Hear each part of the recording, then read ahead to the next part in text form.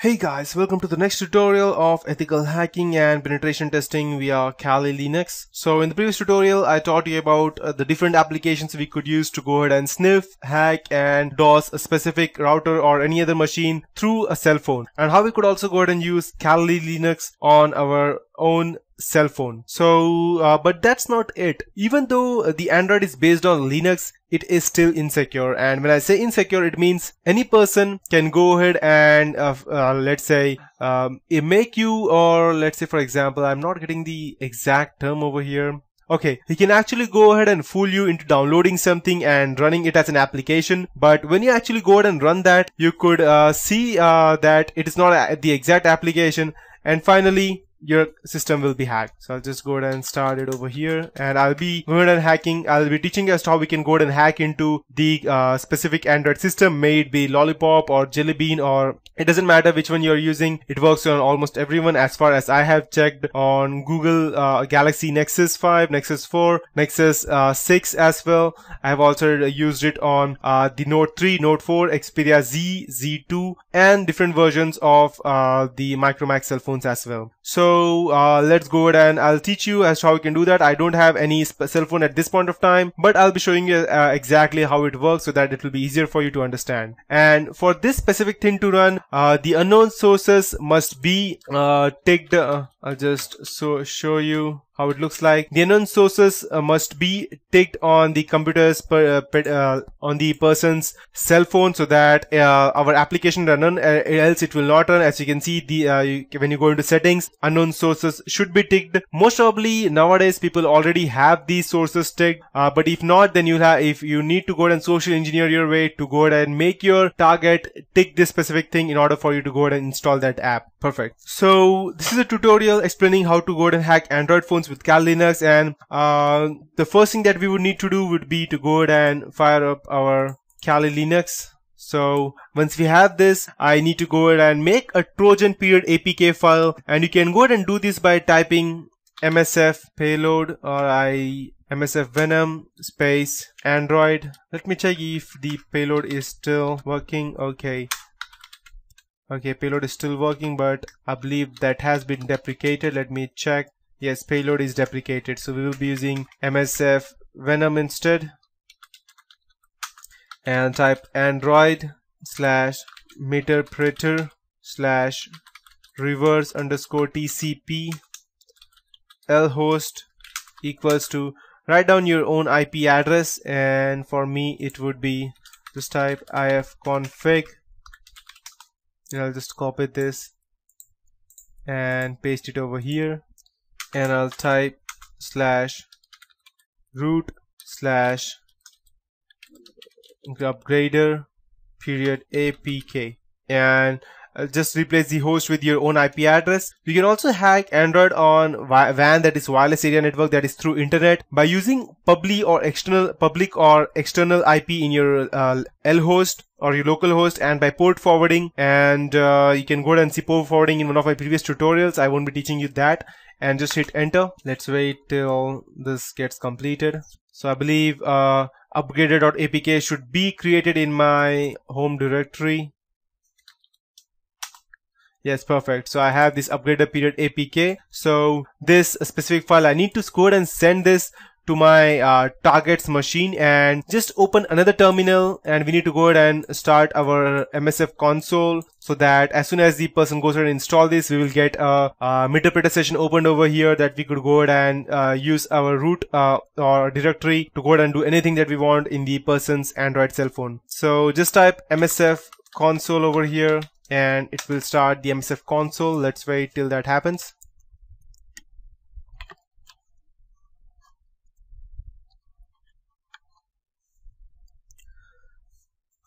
Okay, so we have our MSF console up and running, and now what we need to do is that we need to go ahead and set up a listener. So, and we need to go ahead and load the multi-handler exploit, so that as soon as the person starts, our listener will already be on, and we will already go ahead and get a reverse TCP connection over here. And as you see, if you see it properly over here, what I did was that I created a reverse TCP connection over here. So by doing that, whatever the person, okay, sorry, I think this upgrader has a problem. I'll just delete that, and I'll create a new one because there was a spelling mistake. It should be reverse TCP. Perfect. Okay, as you can see, my new file has been created. I believe it's under construction. Yep, 0 bytes. Perfect. So I have this upgrader period APK that I need to send this to my target, and before I send it, I need to go ahead and set up the listener, so that as soon as the person installs, I will have the listener ready to fire up. And so I could go ahead and do that by typing use exploit / multi / handler, and I'll hit enter, and our multi-handler will be started. So now we need to go ahead and set up a payload by typing set payload Android, because this multi-handler will be can be for anything, Linux, Windows, or any other operating system. So we need to set this specifically for Android. So we need to type set payload Android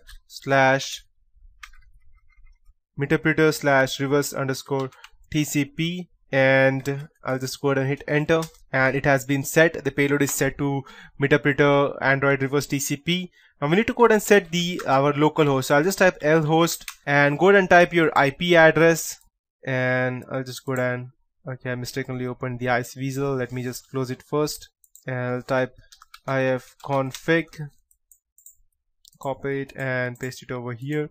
So this will be my local host where the connection would be coming in back. And if you are going ahead and hacking this specific Android on a wireless network that is on, let's say for example, like as of now I am going ahead and using this on a VMware, and if I'm going to go ahead and hack on a wireless network, not on a LAN, and when I say LAN, I mean by a wireless Wi-Fi network. If your Android is not on a Wi-Fi network, then you need to go ahead and use your actual IP address that would be over here.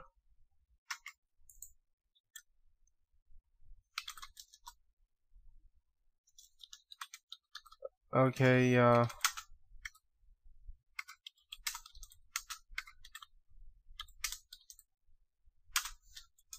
Windows system 32, and I'll just go ahead and run. Perfect. So this would be the IP address that I would be needing to set over here, and as of now I will be assuming that we are on a local area network, so I'm using the internal IP address. If you're not on local area network, and if you're on you hacking someone through internet, then you need to go ahead and use the IPv4 and then port forward your this specific thing to over here. And in order to port forward, you can go ahead and see whether it's selected and type.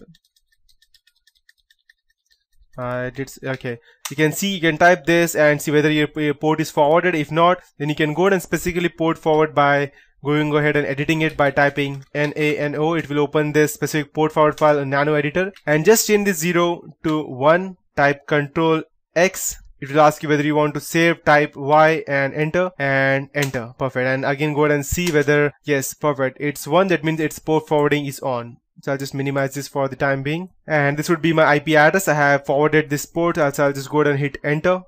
So I have set up the lhost, and at the last type, now we need to go ahead and exploit to start the listener. So just go ahead and copy this application file to your root directory of your Android phone, and when I say root, I mean your internal SD card, or go ahead and send it to any specific person using a Dropbox, or uploading to any sharing website like Speedy Share by renaming it to any game APK file or something, and send this link to that website. We'll go ahead and download it to your friend's phone or exploit their phones through this. And it should be only on LAN, but if you're using a WAN method, then you can use the exploit anywhere on internet. And you need to include something. If you are sending it through email, you need to something in the email telling them how to actually enable these unknown sources. Most phones nowadays already have these enabled by default. And let the victim install this upgrader period APK, as he would think it is meant to upgrade his file, some new features on his phone. However, the option of allowance for installation of apps from unknown sources should be enabled. If not, and as soon as he goes ahead and runs this specific file, I can go ahead and type sessions-l And as of now, there are no active sessions because I have not yet started this on my specific cell phone. But if I had installed this, then I can go ahead and straight away install this specific thing on my cell phone, and my interpreter session will be open. And while you used to have to start the listener with the private IP address because it tells the listener that which PC is in network, we will be using our internal IP address as of now. If you are using trying it for WAN, then you need to go ahead and use the external IP address and make sure that the port that you would be using would be 4444 or 8080. That would be in Kali's internal IP. Kali's. And the service type will be TCP or UDP. If you're using VMware, then you need to make sure that you switch off your antivirus firewall so that it will allow the connections to the VMware virus. That's it. And another solution that be if you have the default DMZ option, enable it in the Kali Linux.